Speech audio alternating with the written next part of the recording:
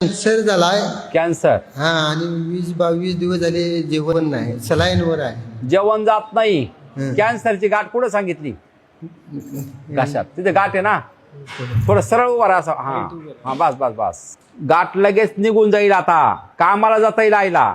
जे काही हवन रूपी प्रक्रिया केलेली आहे त्याची ऊर्जा शरीरामध्ये सक्रिय झालेली आहे. ओम शिव आत्मरूपी चैतन्याच्या शक्तीने, मनाच्या साह्याने जी काही कॅन्सर रूपी गाठ होती त्यामध्ये प्रवेश करून मनाच्या साह्याने पूर्णतः कॅन्सर रूपी गाठीची सर्जरी केलेली आहे. शिव शिव शिव.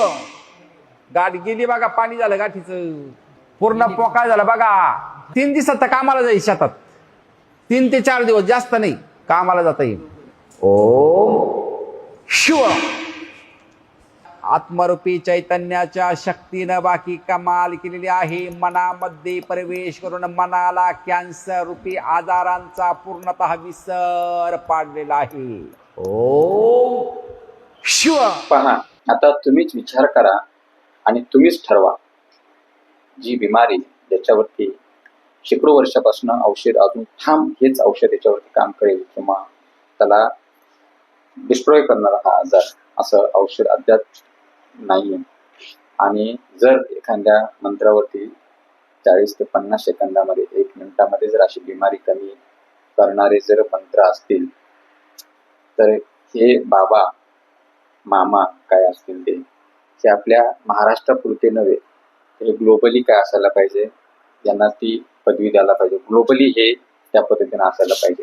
आता त्या गरजच नाही ना एवढं सायंटिस्टची, रिसर्चची, एवढं याच्यावरती संशोधन करण्याची गरजच नाही. कारण हे जर चुटकीचा खेळ असेल तर काय हरकत आहे. आता बघा किती म्हणजे एकदम, आता यांच्या अंधभक्तांना, हे जे काही लोक आहेत त्यांना मांडणारी, जे गुडघ्यात त्यांचा हे आहे, तर त्यांना अजून खरं वाटत नाही. किती. आता मला सांगा, माझा एक प्रश्न आहे.